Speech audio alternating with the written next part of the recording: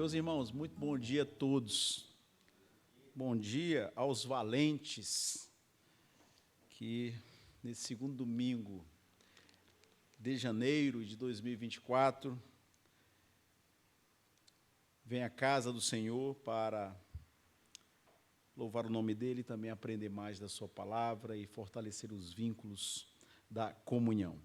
Nós iniciamos, no domingo passado, o estudo da Epístola aos Filipenses, uma epístola muito especial.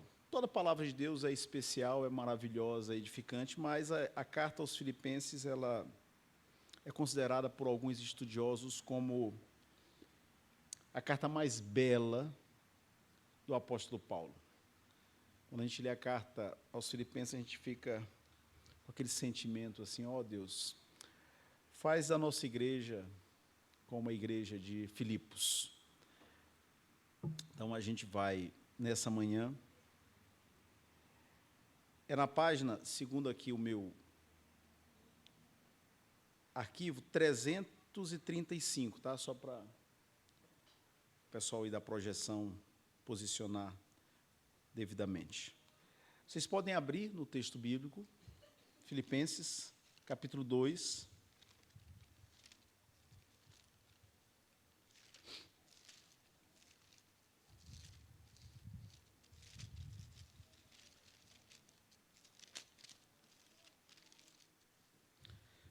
Vamos ler a palavra do Senhor, ler esse capítulo no qual a nossa aula se baseará.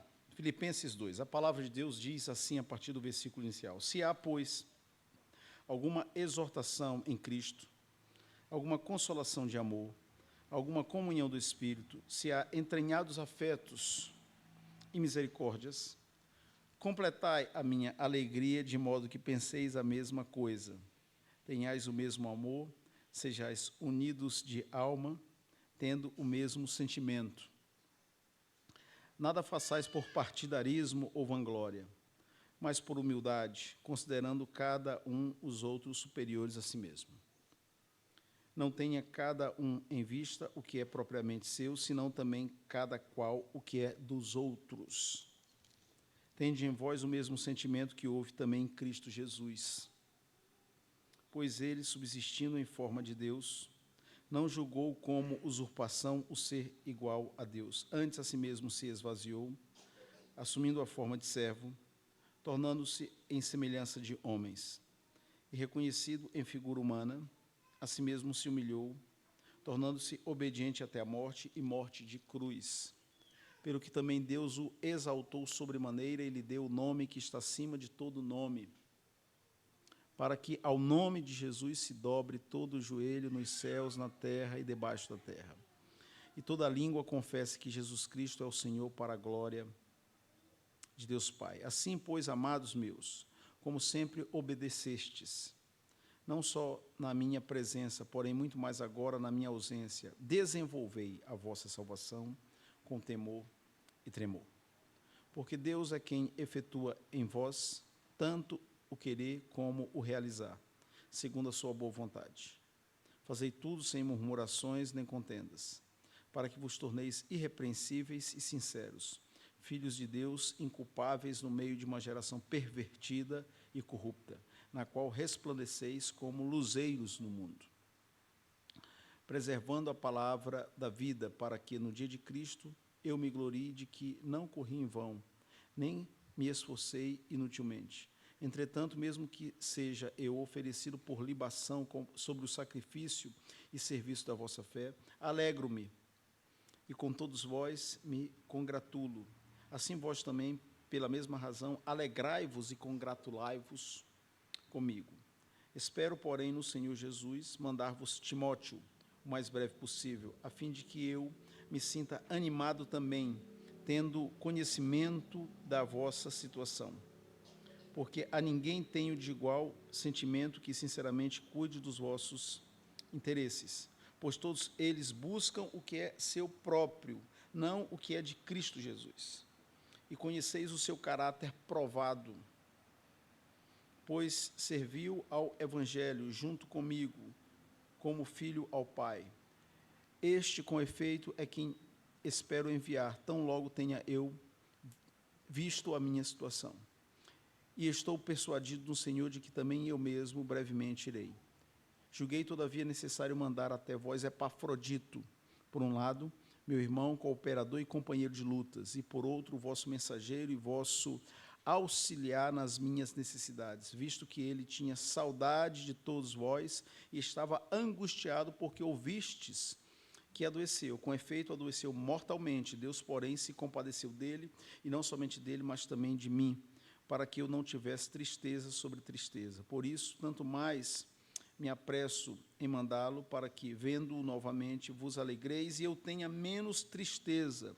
Recebei-o, pois, no Senhor com toda a alegria e honrai sempre a homens como esse, visto que, por causa da obra de Cristo, chegou ele às portas da morte e se dispôs a dar a própria vida para suprir a vossa carência de socorro para comigo. Vamos orar novamente, falar com Deus? Senhor, encontramos-nos diante da Tua santa e bendita palavra. Ilumina a nossa mente, dispõe o nosso coração, dá-nos forças, Senhor, para colocar em prática aquilo que é a Tua vontade para todos nós. Abençoa-nos, Pai, Tu conheces as necessidades e a condição na qual cada um se encontra hoje, aqui, Senhor. Que o Teu Espírito aplique a Tua palavra segundo as nossas necessidades, mas, sobretudo, de acordo com a Tua perfeita vontade. Nós oramos e assim o fazemos em nome de Jesus. Amém. Nesse mês de janeiro, com a graça de Deus, nós estudaremos a carta ou epístola aos Filipenses. No domingo passado, acabo de perceber que eu informei a página errada, né? Aí sim, mas pode voltar um pouquinho, Fábio, por favor? É a página 330. Por gentileza. No domingo passado, o presbítero Daniel Toledo destacou 3 lições do capítulo 1 dessa epístola. Quais foram elas? Eu sei que os irmãos sabem, sei que os irmãos decoraram, assimilaram, mas a gente vai aqui recordar. O presbítero comentou sobre perseverar na fé, baseado, sobretudo, no versículo 6, que diz: estou plenamente certo de que aquele que começou boa obra em vós há de completá-la até ao dia de Cristo Jesus. Em segundo lugar, foi destacada a perspectiva da fé, ou seja, enxergar as circunstâncias, a vida, os desafios, as provações com os óculos espirituais. E isso se baseou principalmente do versículo 12 ao 14 do referido capítulo, que dizem: quero ainda, irmãos, certificar-vos de que as coisas que me aconteceram, Paulo estava preso, tem antes contribuído para o progresso do Evangelho, de maneira que as minhas cadeias, isto é, as minhas algemas, em Cristo se tornaram conhecidas de toda a guarda pretoriana e de todos os demais. E a maioria dos irmãos, estimulados no Senhor por minhas algemas, ousam falar com mais desassombro a palavra de Deus. E, em último lugar, foi comentado sobre a unidade da fé. Isso, sobretudo, a partir do versículo 27. Vivei, acima de tudo, por modo digno do Evangelho de Cristo, para que, ou indo ver-vos, ou estando ausente, ouça no tocante a vós outros, que estáis firmes em um só espírito, como uma só alma, lutando juntos pela fé evangélica. Isso foi apresentado no domingo passado.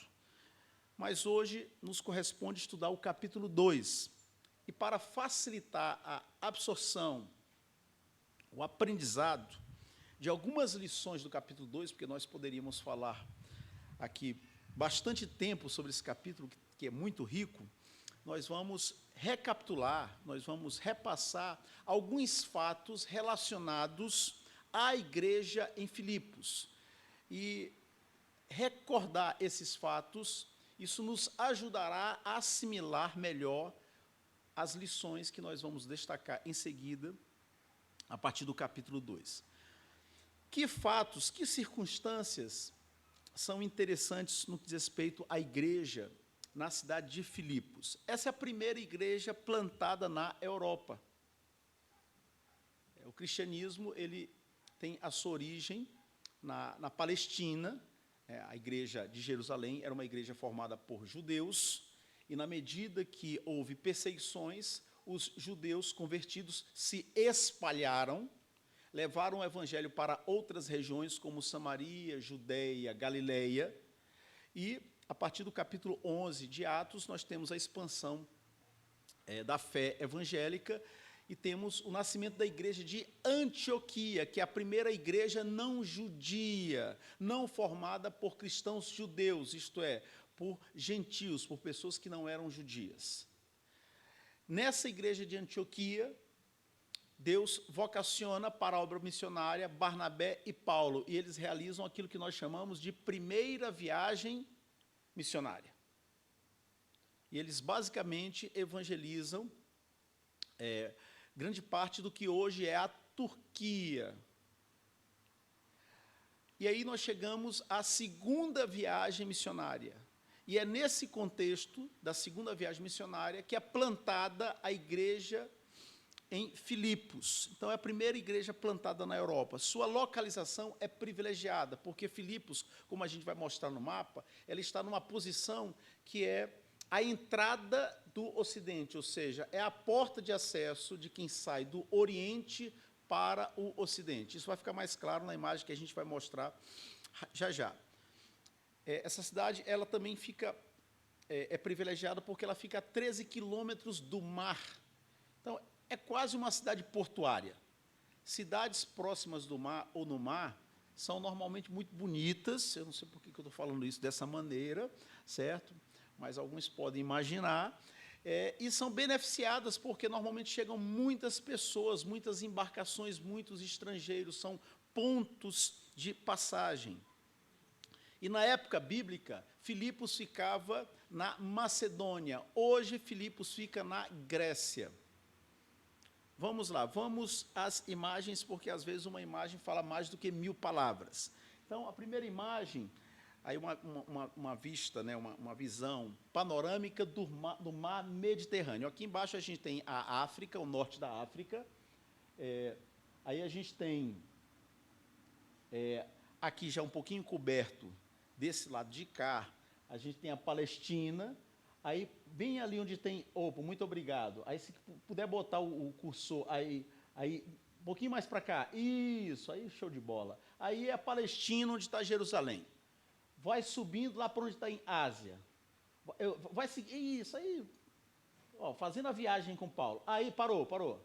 Essa é a região da Turquia. Pode continuar aí a linha. Vai lá. Vai passar da Turquia, ok. Aí chegou em Filipos, certo? Que hoje está na Grécia, que na época era Macedônia. Aí já é Europa. E quem se lembra da bota italiana, né? Ali, depois a gente já tem a Itália, também vai ser estabelecida uma igreja lá em Roma. Vamos agora diminuir o zoom e vamos para a próxima imagem. Ok, aqui está mais claro, tá bom? Então, esse é o trecho aqui, ó. Pode seguir a linha aí, ó, Antioquia, lá em cima, aí um pouquinho voltando antes, tá beleza, não tem problema não. Antioquia da Pisídia, aí tudo é Turquia hoje, vai, Filipos, ó, tá aí, pode parar. Filipos está a 13 quilômetros do mar Egeu. Era uma cidade estratégica. Foi para essa cidade que Paulo, em cumprimento à visão que ele recebeu, passa a Macedônia e ajuda-nos. Que ele, com a sua comitiva, chegaram a Filipos e ali deram início à obra evangélica, e assim nasceu a igreja dos filipenses. Então, essa igreja, esse é o segundo fato interessante, foi plantada por ocasião da segunda viagem missionária de Paulo, e se você é aquele que lhe ajudam as datas, isso foi por volta do ano 51 da era cristã. Então, tenha como referência o ano 0, que é o ano do nascimento de Cristo. No ano 51, mais ou menos quase 20 anos após a morte e ressurreição de Cristo, no ano 51, quando Paulo e sua comitiva realizavam o que nós chamamos de segunda viagem missionária, foi plantada em Filipos a igreja. Foi iniciada a obra em Filipos. E Paulo estava acompanhado de Silas. Vocês devem lembrar que a comitiva da primeira viagem missionária era Barnabé e Paulo. João Marcos, inclusive, começou, ele desistiu, voltou. Ok, Paulo e Barnabé completaram a primeira viagem missionária, voltaram à igreja de Antioquia, que os havia enviado, e quando eles estavam a ponto de iniciar a segunda viagem missionária, João Marcos falou assim: ei, eu também quero ir. Aí Paulo falou assim: não, você não. Você não. Você desistiu na primeira viagem missionária. Você não vai. Barnabé disse: Paulo, perdoa o cara. Vamos dar uma segunda chance. Está começando aí na carreira cristã.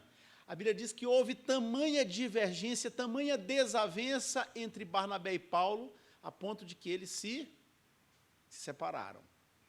Paulo tomou consigo a Silas, tomou um rumo. Barnabé tomou consigo João Marcos, tomou outro rumo. E aí nós temos a segunda viagem missionária, e é nesse contexto que nasce a igreja em Filipos. Terceiro fato, o nascimento da igreja em Filipos está narrado em Atos, no capítulo 16, mais exatamente do versículo 12 ao versículo 40. Nós não vamos ler, porque senão a gente não consegue sair daqui hoje antes do almoço. Mas aqueles que lembram da narrativa de Atos 16 podem se dar conta ou recordar que aconteceram 3 acontecimentos extraordinários, maravilhosos, manifestações da graça de Deus. Quais? A conversão de Lídia e de sua casa. Lídia era uma mulher rica, era uma mulher da Ásia, da cidade de Tiatira, e ela era vendedora de púrpura, provavelmente viúva. Pela descrição do texto, Lídia era uma pessoa de classe alta, porque uma mulher não podia ser vendedora de púrpura naquela época se ela não fosse da classe alta.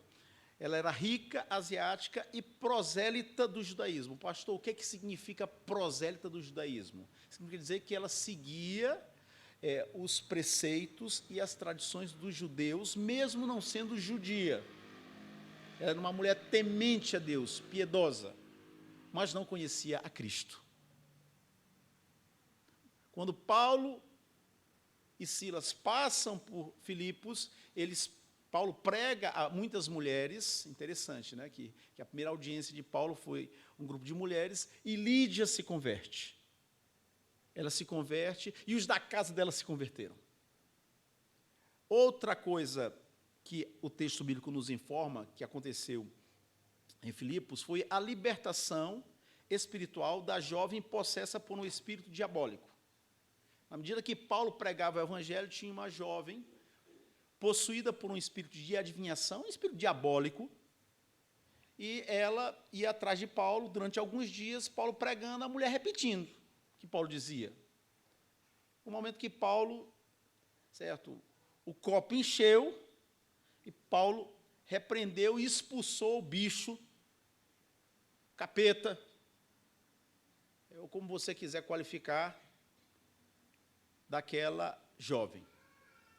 Ela foi liberta espiritualmente e liberta da opressão. Por quê? Porque alguns homens lucravam com as adivinhações dela.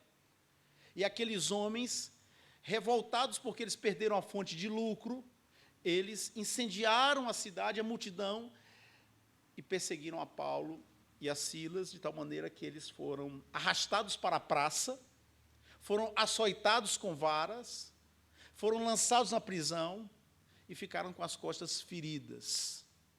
Mas houve libertação espiritual daquela jovem. E o terceiro evento, que é uma passagem muito bonita de Atos, é a conversão do carcereiro. Houve um terremoto, o carcereiro pensou que com o terremoto os presos tinham saído, ele estava a ponto de se suicidar, achando que os presos tinham saído, tinham fugido. Paulo, não faça isso, todo mundo está aqui. Paulo, então, consola, evangeliza aquele homem carcereiro, o carcereiro é convertido, ele passa a tratar das feridas nas costas de Paulo e Barnabé, e depois ele leva Paulo e Silas, desculpa, ele leva Paulo e Silas à sua casa, os alimenta, Paulo evangeliza, e as pessoas da parentela daquele carcereiro são convertidas. É uma outra família, assim como a família de Lídia, que é convertida, que é alcançada pelo Evangelho, e que é uma das famílias fundadoras da igreja em Filipos. Então, Deus usou poderosamente a vida de Paulo em Filipos, e aconteceram essas coisas, dentre outras. Essa igreja, esse é um outro fato interessante, era uma igreja multirracial. Por quê? Porque, como nas demais importantes cidades do Império Romano, existiam judeus, e alguns se converteram à fé evangélica. Mesmo que não tenhamos essa informação em Atos, nós podemos inferir que houve judeus que se converteram e que, em algum momento, vieram a integrar a igreja de Filipos. Assim como gregos, porque estava na Macedônia, que era de fala grega, Lídia, que era da Ásia, de Tiatira, e o carcereiro, que era romano. Então, era uma igreja multirracial e com gente de diferentes classes sociais. Isso é enriquecedor e desafiador ao mesmo tempo. A maioria de vocês sabem, eu tive a oportunidade que Deus nos concedeu para estar no Chile. Ali fui pastor de uma igreja, da primeira igreja de Santiago, uma igreja que, na sua membresia, o Chile, só para quem não sabe, o Chile é uma terra de oportunidades para muitos sul-americanos, bolivianos, peruanos, colombianos e, mais recentemente, venezuelanos, rumam para o Chile, assim como pessoas de vários lugares do mundo rumam para os Estados Unidos em busca de melhores condições de vida. Então, no Chile, a comunidade peruana é muito grande. E a comunidade venezuelana, interessante, em 5 anos, ela superou, ela passou a ser maior que a comunidade peruana, que existe no Chile desde o começo da década de 90, quando terminou a ditadura, período de redemocratização no Chile. Tá. O que isso tem a ver com a situação, pastor? Na bancada da primeira igreja de Santiago havia irmãos, gente da Bolívia, gente do Peru, gente da Colômbia, um casal sul-coreano, havia uma irmã mexicana, havia chilenos de várias partes do país, que o Chile é uma tripa, né? Uma salsicha, ele é fininho, né? Então, você tinha gente do norte, tinha gente do litoral, tinha gente do sul. Estávamos lá, nós que éramos brasileiros, por um tempo havia um casal brasileiro, na igreja que a gente conheceu lá em Santiago, que se integrou à igreja. Então, era uma salada. Isso é legal por um lado, mas isso também implica desafios. Por quê? Porque as pessoas, a partir da sua formação familiar, cultural, nacional, elas têm diferentes perspectivas. Eu me lembro, por exemplo, que, numa ocasião, houve um almoço, se eu não me engano, um almoço de festas pátrias. Depois, os detalhes a Carla pode dar, para os detalhes ela é mais precisa do que eu. E é o costume lá no Chile, a semana de festas pátrias, né, a semana entre 11 e 18 de setembro, a grande data do país, na igreja se fazia um almoço. E todo ano o almoço era feito, obviamente, pelas irmãs chilenas. E naquele ano a irmã sul-coreana foi ajudar a fazer o almoço, ela cozinhava muito bem. E o chileno, em geral, para comer, ele tem todo um protocolo. Primeiro é o prato de entrada, certo? Uma entradinha, uma saladinha, normalmente um pãozinho, certo? Com azeite. Aí depois vem um prato que eles chamam de prato de fundo e depois a sobremesa. A gente, aqui no Brasil, a gente vai logo para a pancadaria, né? Bota ali as travessas em cima da mesa e aí, meu amigo, você tem que falar assim, primeiro as crianças, porque senão a galera... Mas tem umas crianças que eu vou te falar, meu amigo. Enfim. E aí, nessa ocasião, a irmã sul-coreana fez parte da comitiva da cozinha. E aí a entrada foi diferente. Rapaz, uma entrada chique, né? Uma salada lá que a gente nunca tinha provado. Bonita, multicolorida, porque o chileno ele é muito conservador. O chileno ele vai fazer o mesmo prato, ele faz o mesmo prato há 200 anos, e até Jesus voltar, ele vai fazer aquele mesmo prato, daquele jeito, não vai ter variação. É uma característica deles, né? E aí a irmã coreana botou o toque dela lá. E na mesa que nós ficamos, certo? Havia ali umas 6 ou 8 pessoas, né? Eu e Carla, os brasileiros, e as demais pessoas chilenas. Aí a gente comeu aqui, aí não sei se a Carla vai lembrar, a irmãzinha falou assim, tá bom, mas eu queria mesmo era um pãozinho, que é o que os chilenos servem de entrada, né? Então, a diversidade, ela é interessante porque ela enriquece o cardápio, as opções, a maneira de fazer uma reunião, a maneira de dirigir um culto, a maneira de se relacionar com as pessoas. Mas também é um desafio, a gente tem que ter sabedoria e maturidade para se suportar quando existem diferenças. E quanto mais diversificada é uma igreja, em termos de faixas etárias, em termos de procedências, e Brasília, aqui a maioria deve ser de fora. Tem gente aqui do Rio, tem a ala aqui dos cariocas, tem o pessoal de Goiás, ontem a gente conheceu a catira, não é? Uma dança, né, que parece a dança dos índios. Ah, não é dos índios, não, né? É dos sertanejos lá de Goiás, tem gente do Maranhão, tem gente de Minas, tem mais lugar aí que eu estou esquecendo, da Bahia. Quanto maior é a diversidade, claro, tem uns da terra também, né?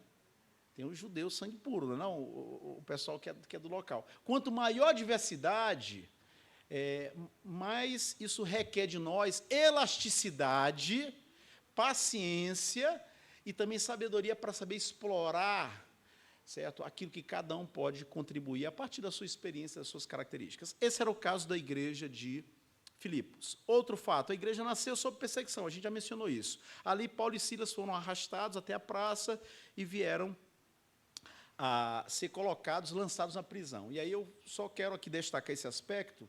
A igreja nasceu sob circunstâncias difíceis, porque ela viu os seus líderes, Paulo e Silas, sendo injustamente atacados, foram açoitados, tiveram suas roupas rasgadas, e eles que não eram impostores foram lançados na prisão. Imagine você, para aqueles crentes, para aqueles irmãos e irmãs que foram convertidos à fé através da pregação de Paulo e Silas, verem os homens que Deus usou sendo humilhados e na prisão. Isso não é fácil, mas aí tem um aspecto interessante. Tempos difíceis forjam pessoas resistentes. Tempos fáceis ensejam pessoas moles. Em geral, é isso. Isso não é uma regra absoluta. Isso aqui não é uma lei científica. Em geral, quando as pessoas experimentam lutas, quando as pessoas enfrentam dificuldades, quando as pessoas dão duro na vida, elas valorizam aquilo que elas conquistam. E quando só vem a nós, sabe a boca do hipopótamo? Aquela boca enorme aberta, só quero aqui sugar. Tudo papai e mamãe me dá. Nem a cama eu arrumo, não arrumo a lavar um banheiro, não arrumo a lavar a louça. É só.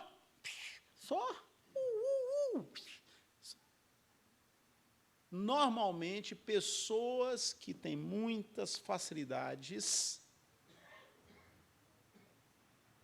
vão ser muito delicadinhas na vida, muito sensíveis, vão apanhar muito da vida. E algumas vão ter que ser carregadas pelos pais, e quando os pais falecem, até pelos irmãos, porque não aprenderam a caminhar com suas próprias pernas. Essa igreja de Filipos nasceu sob perseguição. Os irmãos, já no começo da carreira cristã, foram provados. Quer dizer, só ficou na igreja quem era de Jesus. Aquela galera que vai pelo oba-oba, né? Que acompanha a multidão. Essa galera certamente saiu por quê? Porque não havia vantagens em permanecer na igreja de Filipos, porque o contexto era hostil. A carta aos Filipenses, assim como as cartas aos Efésios, Colossenses e a carta a Filemon, foi escrita no final da primeira prisão de Paulo em Roma, ou seja, no ano 61. É interessante. A igreja havia sido fundada, iniciada no ano 51. 10 anos depois, Paulo escreve essa epístola aos Filipenses. 14 de janeiro de 2024. Onde e em que condições você estava há 10 anos atrás? Não é preciso responder, só para pensar. Em 14 de janeiro de 2014. Em 10 anos, muita coisa acontece na nossa vida, hein, gente? Passa muita água por debaixo da ponte, hein? Onde eu e você estaremos, se Deus permitir, daqui a 10 anos? 2034. Então, Paulo escreve essa carta a uma igreja que tinha 10 anos de vida. Essa é considerada a mais bela carta do Novo Testamento. Suas páginas transbordam alegria, generosidade e entusiasmo. Isso aqui é espetacular, é impressionante. Por quê? Porque Paulo não estava de férias na costa do Sauípe, em Cancún, em Paris. Paulo estava na prisão, numa prisão que não era como a prisão de hoje, que apesar de existirem prisões ou cárceres horríveis, as prisões da época do Novo Testamento eram escuras, úmidas, e normalmente as pessoas, quando não morriam na prisão, elas morriam quando saíam da prisão, porque elas tinham contraído infecções e doenças incuráveis naqueles tempos. Quem já assistiu o filme Ben-Hur pode lembrar do caso daquelas 2 mulheres na prisão que contraíram lepra, e mesmo depois de serem soltas, elas tiveram que viver separadas da sociedade, porque assim era o costume daquela época, né? Os leprosos viviam num local específico. Então, Paulo está na prisão, mas Paulo não está deprimido. Como diz lá no Chile, não estava barroneado. Paulo transborda alegria e diz à igreja: alegrai-vos sempre no Senhor. Outra vez digo, alegrai-vos. Só a fé, só Jesus pode fazer com que uma pessoa na prisão edifique e transmita alegria àqueles que estão fora da prisão. Foi escrita para agradecer a ajuda financeira dos cristãos de Filipos. Alegrei-me sobremaneira no Senhor, porque agora, uma vez mais, renovaste a meu favor o vosso cuidado, o qual também já tinhais antes, mas vos faltava oportunidade. E o meu Deus, segundo a sua riqueza em glória, há de suprir em Cristo Jesus cada uma das de vossas necessidades. Tendo feito essa longa introdução, agora nós vamos destacar 3 lições do capítulo 2 da carta aos Filipenses. Até aqui tudo bem? Está dando para entender? Ainda estão acordados? Quem estiver dormindo, levanta a mão. Não, não é o caso, não é? Lições de Filipenses, capítulo 2. Domingo passado a gente aprendeu as lições, algumas lições do capítulo 1. Hoje, capítulo 2. Se no capítulo 1, Paulo menciona os inimigos externos, no versículo 28 do capítulo 1, ele fala: em nada estáis intimidados pelos adversários, os inimigos da fé, que havia na cidade de Filipos, como há em toda parte. Se no capítulo 1 ele menciona os adversários externos, no capítulo 2, Paulo aborda os problemas internos. Os problemas de relacionamento entre os irmãos da igreja. Isso faz todo sentido. O quê? Para evitar o desenvolvimento de conflitos entre irmãos. Não é o caso aqui da Igreja do Cruzeiro, mas você sabe que de vez em quando, em algumas igrejas aí, os irmãos, às vezes, entram em dificuldade uns com os outros. Às vezes uma palavra dita num tom errado, numa hora inapropriada. Às vezes a participação no departamento, não no departamento de mulher não, porque é só benção, departamento dos homens. Às vezes o pessoal do conjunto de louvor, conjunto da música, não é? Que chega cedo, faz um ensaio, aí depois ainda houve alguma reclamação, alguém faz um comentário que não é positivo. Às vezes um aviso que é dado de uma forma que poderia ter sido dado de outra forma. Às vezes a sintonia entre quem está aqui na frente com quem está ali na projeção. Existem muitas situações que podem permitir ou que podem ensejar curtos circuitos entre nós. Nós somos uma engrenagem. E o que a gente precisa fazer de vez em quando na engrenagem? Tem que colocar um óleo para lubrificar. Se não lubrificar, vai o quê? Gerar atrito, vai emperrar e vai ter aquele barulhinho infernal da dobradiça, que não tem, como é que é o nome do produto lá? O W, o quê? WD. Então, para evitar o desenvolvimento de conflitos entre irmãos, o que tornaria a igreja mais vulnerável aos adversários externos, Paulo enfatiza a importância da unidade. Aqui no capítulo 2, segunda página do versículo 2, que diz, aqui as páginas correram para Efésios, o texto diz, tenhais o mesmo amor, sejais unidos de alma, tendo o mesmo sentimento. Primeira lição, pastor, você já deu muita volta aí, pastor, eu já estou cansado, preocupado, porque desse jeito aí a gente não vai terminar essa lição, essa aula. Primeira lição, Paulo destaca a base da nossa unidade. Eu vou ler o versículo, tal como aparece na Nova Versão Internacional, porque, às vezes, ler em outra versão lança luz, o texto é mais claro. A Nova Versão Internacional diz assim, apresenta o versículo 1 do capítulo 2 de Efésios, da seguinte maneira, se por estarmos em Cristo, nós temos alguma motivação, alguma exortação de amor, alguma comunhão no Espírito, alguma profunda afeição e compaixão. Então, primeira lição, a base da nossa unidade. Qual é a base da nossa unidade? É o time de futebol? Quem torce aqui, é melhor não falar o nome. É o partido político que nos une? É o local de nascimento? É a idade? É o estilo de se vestir? Não. O que nos une é a pessoa bendita de Jesus Cristo. Ele é o fundamento. Ele é a base. Portanto, se há na igreja alguém que não está unido a Cristo, isto é, alguém que não é convertido, ou mesmo que seja convertido, não está em sintonia, não está alinhado. Sabe o rádio, quando a gente está procurando sintonia? Enquanto você não acha sintonia, é ruído, não é?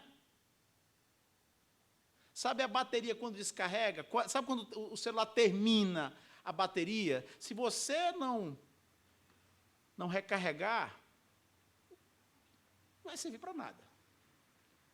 Então, se alguém não estiver em Cristo, se alguém não tiver comunhão com Cristo, se alguém não for convertido, ou mesmo aquele que é convertido, se ele não estiver em dia com seus deveres espirituais, com a chama acesa, ele provavelmente vai ser pedra de tropeço na vida da igreja. É mesmo, pastor? Notem que nesse capítulo 2, Paulo menciona partidarismo aqui, no versículo 3. Nada façais por partidarismo. O que é partidarismo? É o que acontecia, é o que acontece às vezes na igreja, que numa linguagem teológica é a famosa panelinha. É o grupinho. É dar mais atenção e um tratamento especial para uns do que para outros. Hoje, lá em casa, teve um curto-circuito. Aí a mamãe falou para uma das crianças, eu duvido que você trata teu coleguinha como você está tratando teu irmão. Percebe? Quer dizer, uma valente com o irmão, mas quando é amiguinha, o coleguinha da escola é um doce. Pastor, mas peraí, pastor, é que tem gente, pastor, que a gente se identifica mais. A gente fala a mesma língua, tem os mesmos costumes, torce pelo mesmo time, faz parte do mesmo ministério. Pessoal, isso é natural. É natural na vida, a gente vai ter mais afinidade com umas pessoas do que com outras. Isso é uma coisa. O que não pode acontecer é a gente se fechar ou não dar espaço para aqueles que são mais diferentes, ou que não são aquelas pessoas com as quais temos afinidade. Fazer acepção de pessoas. Isso é partidarismo. Mas Paulo também menciona, além do partidarismo, vanglória. Ou vanglória. O que é vanglória? É a glória vã. É o quê? É a soberba, é o estrelismo, é o estrelato. É querer ser o centro das atenções. É, às vezes, fazer as coisas certas com as motivações erradas. É esquecer que o único que deve brilhar na igreja é o Senhor dela, que é o Senhor Jesus Cristo. Quando as pessoas tiram os olhos de Jesus, naturalmente, elas perdem o foco, e aí elas vão ou exaltar pessoas, homens e mulheres, ou elas vão querer ser o centro das atenções. Isso é um problema, irmãos, na vida da igreja. E o egoísmo, né? Pastor, onde é que está o egoísmo? Está aqui, ó, considerando cada um os outros superiores a si mesmo, ou seja, isso aqui é o altruísmo, né? Quando a gente não age assim, significa dizer que a gente vai agir, como diz aqui o versículo 4, não tenha cada um em vista o que é propriamente seu. Filosofia do egoísta, farinha pouca, meu pirão, o quê? Primeiro. Em alguma, como diz o pastor Geraldo, lá em Saturno, Netuno, né, em Plutão, em algum lugar aí, numa igreja que eu vi, na hora da comida tinha um menino que parecia um raio, meu irmão. E ele não é porque a família, não é que ele não tinha comida em casa, não. Tinha comida em casa. Então, eu falava para as irmãs, para os diáconos, a gente vai partir o bolo, vai distribuir a comida, aqui vai ser com ordem. Para segurar a fera. Para segurar a fera. Semana minha mulher mandou um vídeo aí de um bolo gigantesco, de não sei quantos metros, lá do Maranhão. Aí quando falaram, pode comer, meu amigo, a gente que pegava, levava no balde. E com a mão era um negócio assim, e ela rindo porque era o povo do Maranhão, que daria no Maranhão, ela é do Piauí, porque o sonho do piauiense é ser maranhense. Viu como a gente desconta aqui, viu? Você viu que não ia ficar barato aquele videozinho, te falei? Certo? Então, essa é a filosofia do egoísta.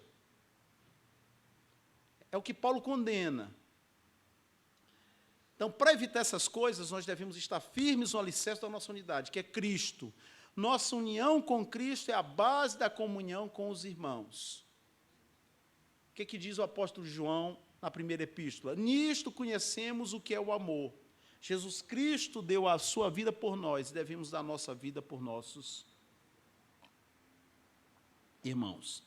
Pessoal, isso aqui não é fácil não, viu, gente? Tem que estar muito bem, em comunhão com Deus, com Cristo, para a gente o quê? Ajudar e se sacrificar pelo outro. Sacrificar pelo esposo, pelo cônjuge, pelo filho, pela filha, pelo pai, pela mãe, pelo melhor amigo, isso aí a gente consegue. Mas sacrificar por algumas pessoas com as quais a gente não tem vínculos estreitos, próximos, ou às vezes com pessoas que são ingratas, difíceis, mal-humoradas, amarguradas.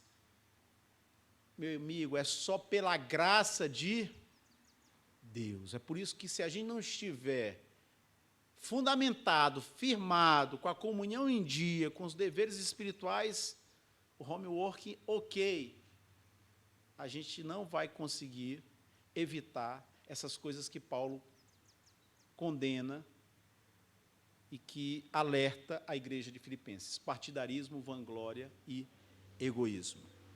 Então, a motivação, qual é? A motivação, quando o texto diz aqui, exortação em Cristo, é a motivação, a nossa motivação deve ser agradar a Cristo. Ajude as pessoas, estenda a mão, não se a pessoa é bonita ou feia, segundo o seu critério. Porque, na realidade, para Deus não tem ninguém feio, porque todos os seres humanos são feitos à imagem e semelhança de Deus. Ajude a pessoa não pensando no possível agradecimento que ela vai te dar. Ajude a pessoa para agradar a Cristo. Ele é a sua motivação, ele deve ser a nossa motivação. O que é exortação de amor? Diz o texto aqui, não é? No versículo 1, alguma consolação de amor, exortação de amor, encorajamento. É aquilo que Barnabé fazia com muita maestria, era um encorajador, um animador. Entregava uma palavra bíblica, uma palavra edificante, convidando a pessoa a desviar os olhos dos problemas, das dores, das lutas, e a confiar no Senhor e estender a mão para ajudá-la a caminhar. Comunhão no Espírito, diz o texto aqui, ó, alguma comunhão do Espírito. É comunhão no Espírito. Irmãos, há uma unidade, há uma comunhão que não pode ser quebrada, que não pode ser dissolvida. Eu sei que quando a gente olha para a realidade, você vai num bairro, né? Tinha uma rua lá em São Paulo que tinha uma igreja A, ao lado da igreja B, aí tinha uma casa e aí uma igreja C. Quando a gente olha o cenário, quando a gente passa por alguns bairros, o que a gente vê são divisões, são placas. É igreja que não acaba mais. Só que Deus só olha uma igreja, é o povo dele. E existe uma unidade, uma união, que não pode ser desfeita pelos homens. É a união espiritual. Por quê? Porque o Espírito Santo habita em todos aqueles que são filhos e filhas de Deus. E se você tem dificuldade com algum irmão ou irmã, perdoa. Perdoa, se reconcilia, porque você vai conviver com essa pessoa a eternidade toda, viu, gente? Então é melhor começar a se entender com ela aqui. E o texto aqui diz, né, última parte, há entranhados afetos e misericórdias, isto é, afeição e compaixão, praticar com os demais o que Deus pratica conosco.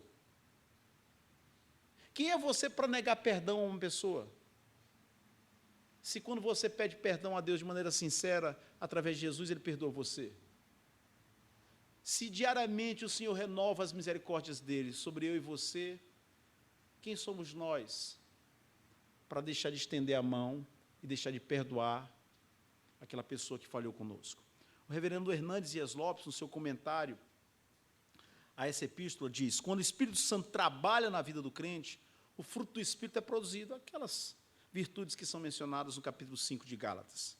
Paulo destaca 2 desses frutos que acentuam um verdadeiro cuidado de um para com o outro, o que pavimenta, o que prepara a unidade entre os crentes. Afeto refere-se à sensibilidade para com as necessidades e os sentimentos dos outros, ter afeição, enquanto compaixão significa o sentimento de dor que alguém sente ao ver o outro sofrer e o desejo de aliviá-lo desse sofrimento. Tal preocupação fortalece a unidade entre os crentes. Toda desarmonia na igreja de Deus é falta dos entranhados afetos, é ausência de misericórdia. Moral da história, para a gente passar para a segunda lição, porque o tempo sempre está contra os pastores, é impressionante. Nossa condição espiritual determina a forma como lidamos com as pessoas. Somente em comunhão com Deus poderemos imitar o exemplo de Cristo, que Paulo aqui menciona, do versículo 5 ao versículo 8. Né? Tem de vós o mesmo sentimento que houve também em Cristo Jesus. E Paulo fala de como Cristo se portou. A igreja de Corinto é o exemplo negativo. Por quê? Porque havia partidarismo, grupinhos, havia vanglória, soberba e havia egoísmo. Então, primeira lição, nossa base, a base da nossa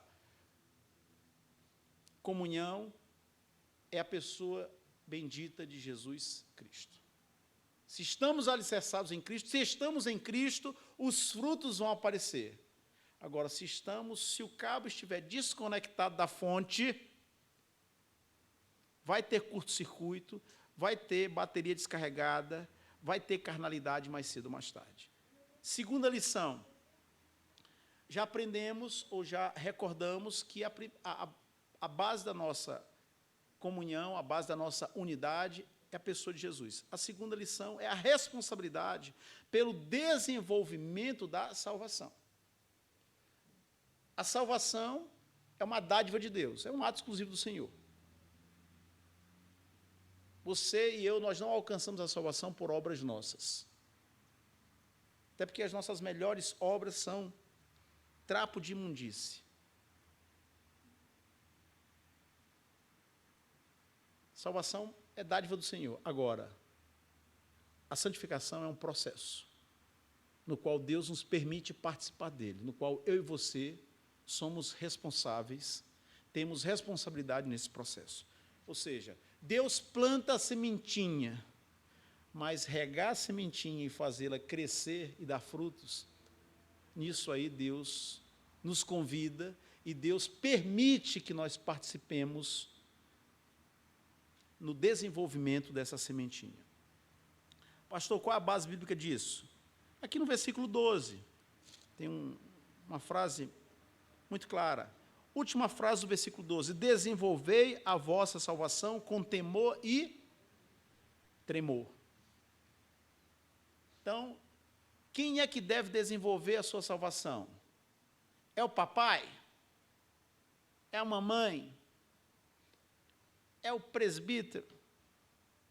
É o pessoal da música? É o pastor?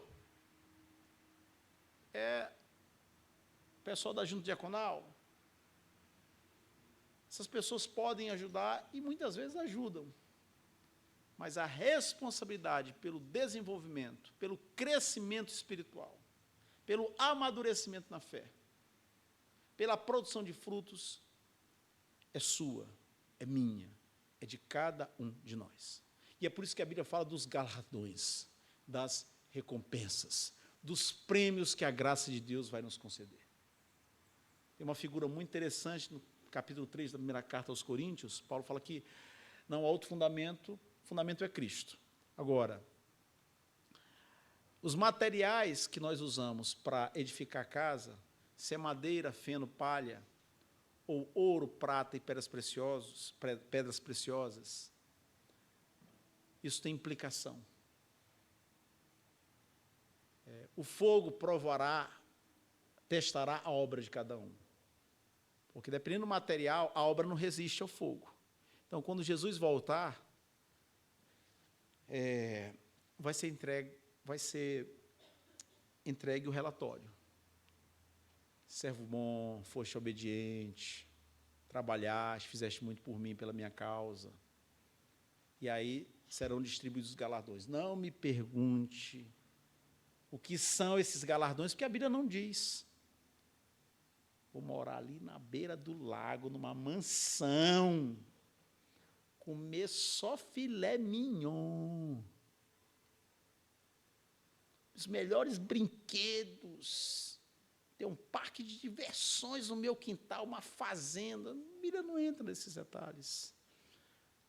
Mas uma coisa é certa, no Senhor nosso trabalho não é vão. Quem muito trabalha, quem muito se esforça, vai ser recompensado. E bem recompensado por Deus.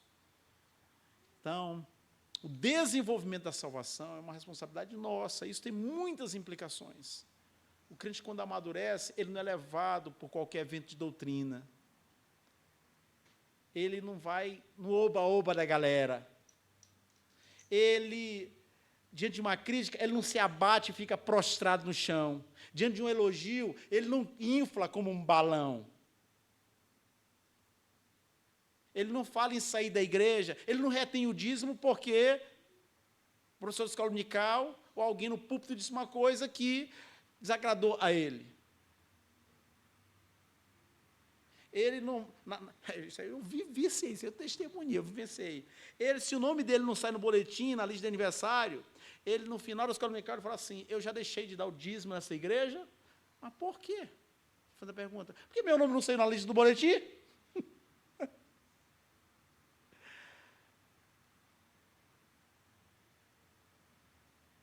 Então, ele amadurece na fé.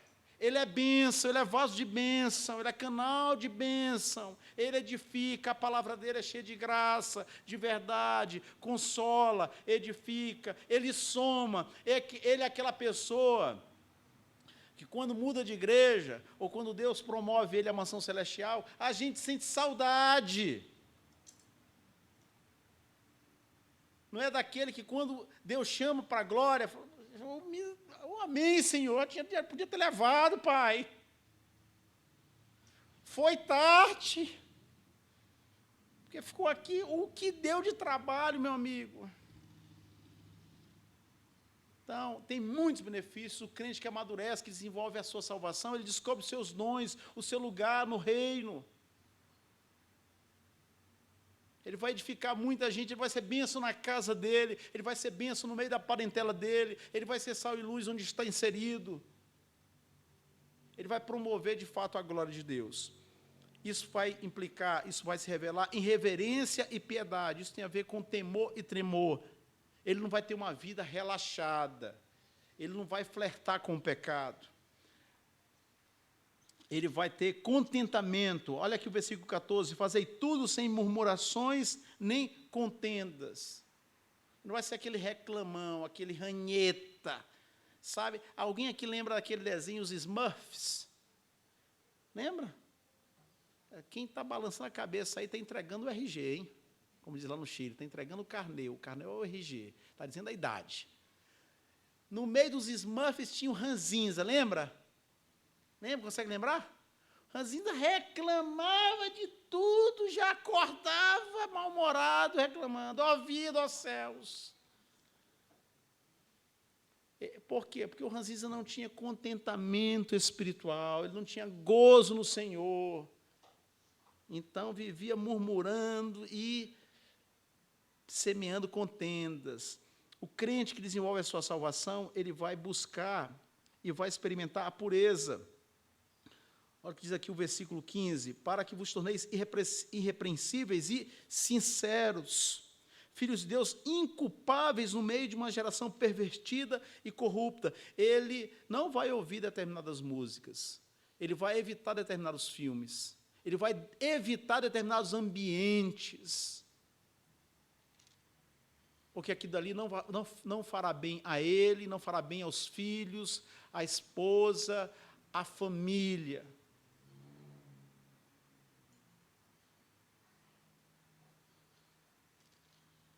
As más conversações corrompem os bons costumes. Se você se acostumar com a vida depravada, o estilo depravado que algumas pessoas têm, você está no caminho da perdição. Não ande na beirada do precipício, ande no meio da pista.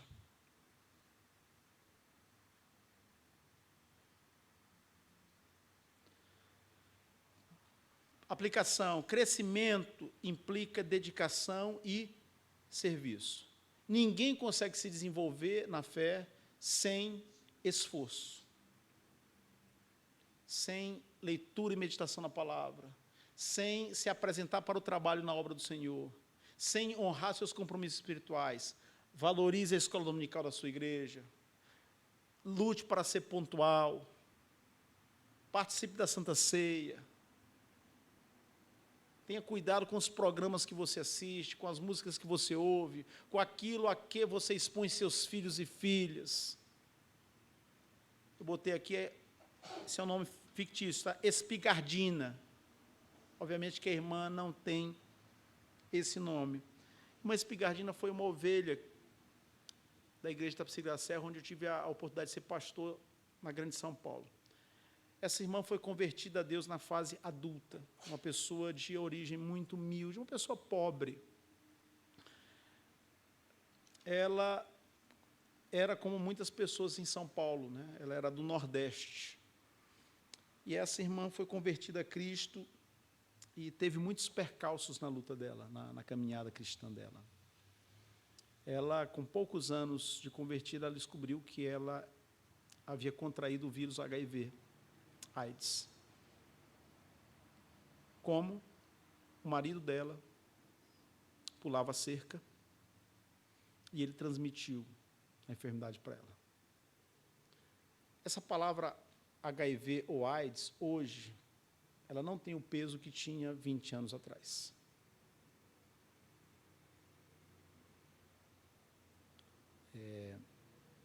E ela, em Cristo, perdoou o marido dela, seguiu com o casamento. Mas era uma luta, porque a saúde dela ficou muito fragilizada por conta dessa doença. E ela tinha que fazer um esforço tremendo para evitar que o filho e a filha soubessem que ela e o pai tinham essa doença. Na igreja, eu me lembro muito bem, toda vez que ela ia dar um aviso, ela era muito serviçal, muito trabalhadora, ela chorava. Pegou o microfone, olhou para a igreja, essa irmã chorava, caía em pranto, se emocionava. Ou seja, emocionalmente era uma pessoa instável. Eu vou resumir a história. Essa característica da emocionalidade, da emoção dela foi trabalhada, ela passou a ser uma liderança muito forte na igreja. Já conseguia falar sem se emocionar, ou seja, superou isso daí. No meio da caminhada cristã dela, o marido foi assassinado.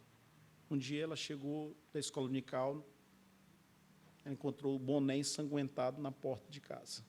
Aí o vizinho deu o recado: olha, infelizmente, um taxista veio aqui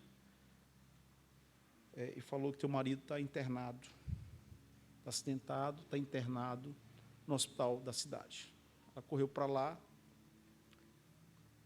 Resumindo mais ainda a história, ele tinha sido morto, assassinado, cheio de bala, por envolvimento com uma mulher dos outros.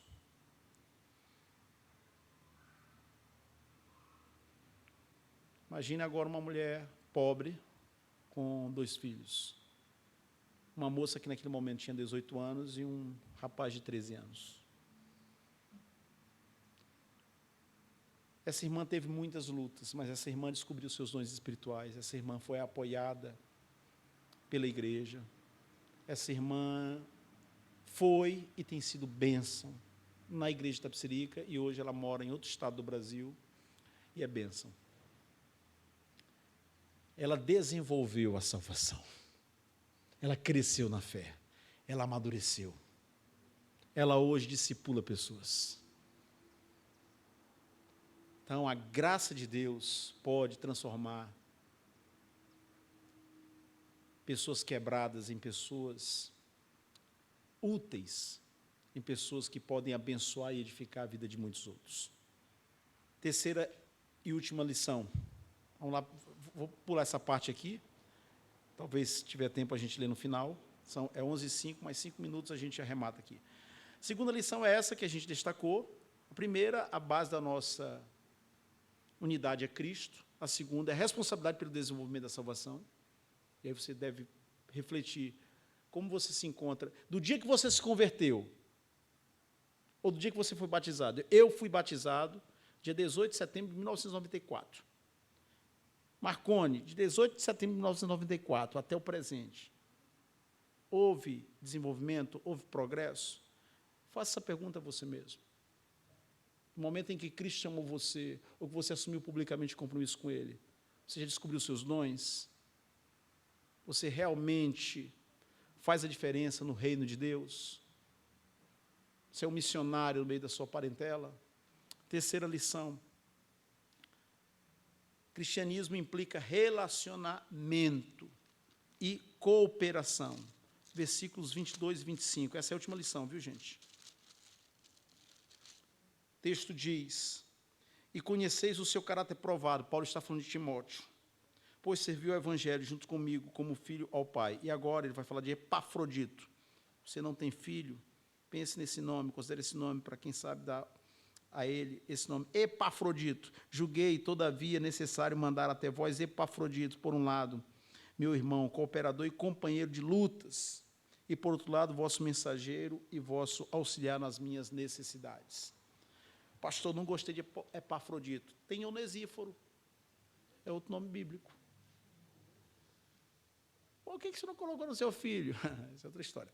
Enfim, cristianismo implica relacionamento e cooperação. Paulo estava na cadeia, estava no cárcere, mas ele respalda Timóteo, que havia participado na plantação da igreja em Filipos, e envia Epafrodito à igreja de Filipos.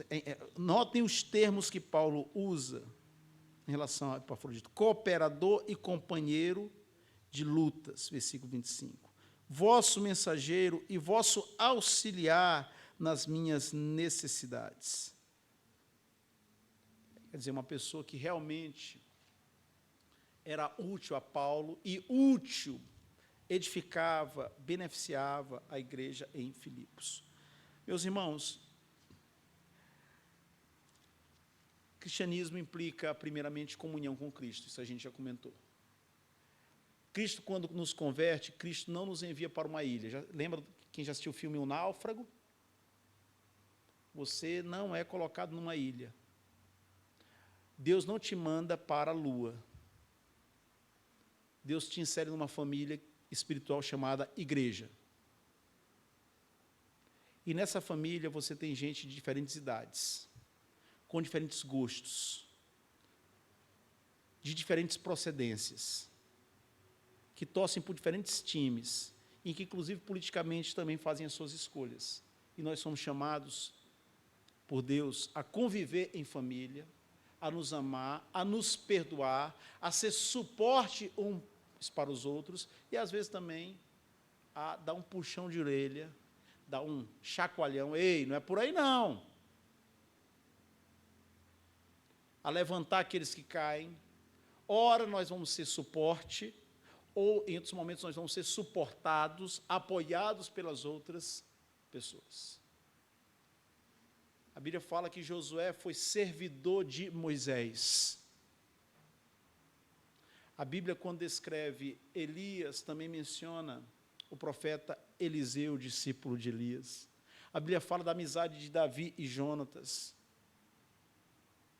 Nosso Senhor Jesus, Deus homem, homem Deus, num dado momento disse a Pedro, João e Tiago, acho que sim, ficai aqui comigo, permanecer aqui comigo, porque a minha alma está angustiada. Paulo muitas vezes foi consolado e animado por Onesíforo. Paulo foi apoiado por Timóteo. Paulo foi abençoado pelo ministério de Barnabé, porque quando Paulo foi convertido pelo Senhor, Paulo não foi bem acolhido na igreja de Jerusalém, Paulo foi parar em Tarso. Barnabé foi em busca de Paulo, pegou Paulo em Tarso e levou para Antioquia, e ali eles trabalharam e Deus abençoou muito. Barnabé foi um professor para Paulo. Paulo foi um professor para Tito, para Timóteo, para Lucas, o autor de Atos e do Evangelho que leva o seu nome, para tantas outras pessoas. Então, não tem como ser filho de Deus, não tem como ser servo ou serva de Jesus, sem se relacionar com os demais membros da família espiritual que é a igreja. Nós temos que aprender a nos tolerar, a nos apoiar, a nos perdoar. Porque cristianismo implica relacionamento.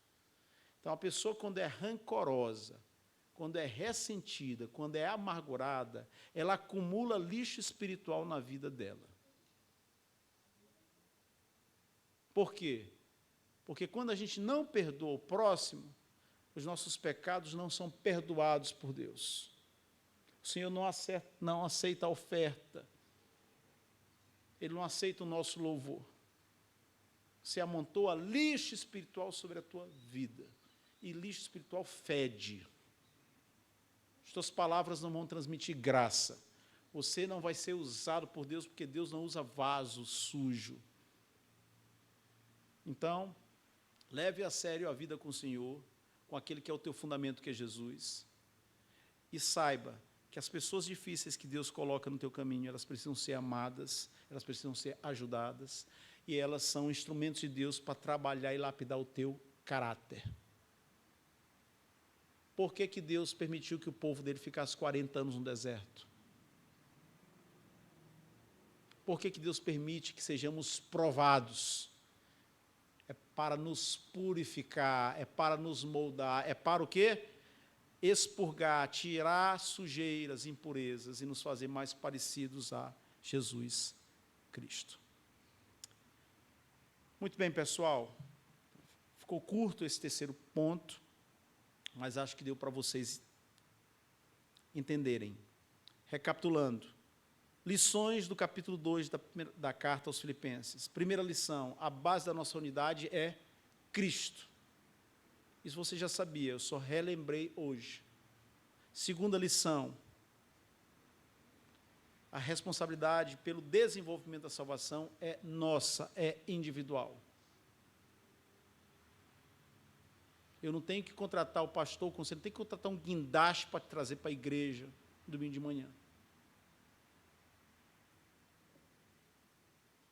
Terceira lição, cristianismo implica relacionamento e cooperação. Eu concluo da seguinte maneira, a gente pode resumir toda a aula em salvação, Cristo, santificação, desenvolvimento da fé e serviço, que tem a ver com o relacionamento com as pessoas. Como é que a igreja de Filipos reagiu a essa epístola? Eu não sei se vocês sabem, se não sabem não tem problema, porque não tem obrigação de saber. Houve um pastor chamado Policarpo, pastor da igreja de Esmirna, na Turquia. Policarpo, 60 ou 70 anos depois que Paulo escreveu a carta aos Filipenses, Policarpo escreveu uma carta à igreja de Filipos. Essa carta foi preservada. É a carta de Policarpo aos Filipenses. E eu termino lendo num trecho dessa carta. Se o pessoal puder voltar aí, eu estou na página, Fábio, 337. Carta de Policarpo aos Filipenses. É dentro do segundo tópico. Não sei nem se já tinha... muito obrigado. O que Policarpo diz? Tenho me alegrado grandemente convosco em nosso Senhor Jesus Cristo. Essa carta não é inspirada, não é canônica, mas é um documento histórico e nos informa as palavras que Policarpo usou em relação à igreja de Filipos.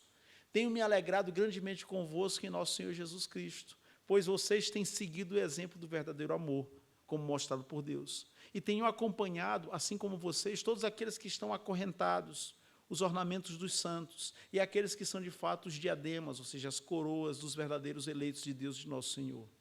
E porque as fortes raízes de vossa fé, falando de dias há muito tempo transcorridos, suportaram até agora e trouxeram frutos a nosso Senhor Jesus Cristo, que por nossos pecados sofreu até a morte, mas que Deus ressuscitou da morte, tendo afrouxado as faixas do túmulo, no qual, embora não o vejam, acreditem, e acreditando, regozijem-se em inexprimível alegria e cheios de glória, onde todos os homens desejam entrar, sabendo que pela graça vocês serão salvos, não pelas obras, mas pela vontade de Deus, através de Jesus Cristo.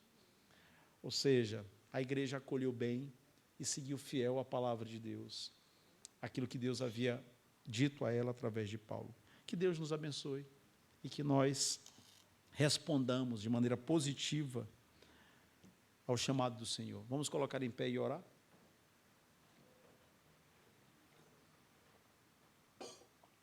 Senhor, somos frágeis, debilitados, e ainda que regenerados, carecemos do Teu amparo, da Tua graça.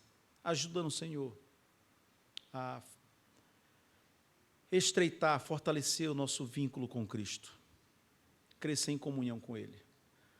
Porque se isso acontecer, Senhor, como é a Tua vontade, nós teremos muito melhores condições para desenvolver e cultivar o relacionamento com os nossos irmãos e irmãs. A crescer na fé, a desenvolver a salvação que o Senhor nos brindou, que o Senhor nos deu. Senhor, que sejamos como Teu Filho Jesus Cristo, que se sacrificou e se doou pelo Teu povo,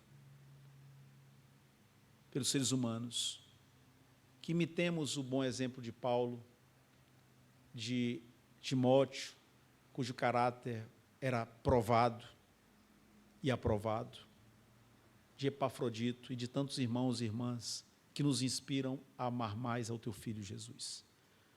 Dá-nos graça, Senhor, acompanha-nos nesse dia e permita que estejamos mais tarde de volta à Tua casa. para adorar o teu nome na companhia dos teus filhos e filhas. Nós oramos e o fazemos em nome de Jesus. Amém.